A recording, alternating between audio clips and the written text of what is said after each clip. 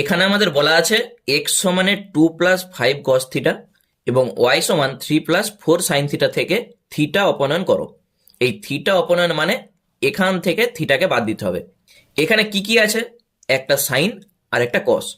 আমরা সাইন আর কস দিয়ে একটা সূত্র জানি, sine square theta plus cos square theta সমান 1 হয়। তাহলে সাইন থিটা আর কস থিটার মান বার করে ওই সূত্রে শুধু আমরা বসাবো, তাহলে অঙ্ক হয়ে যাবে।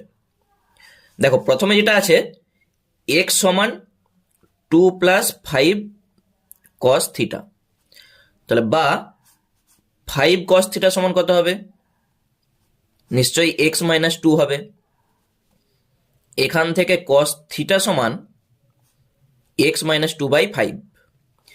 একই রকম ভাবে ওয়াই সমানে 3 + 4 sin থিটা বা 4 sin থিটা সমান ওয়াই মাইনাস 3 বা সাইন থিটা সমান ওয়াই মাইনাস 3/4।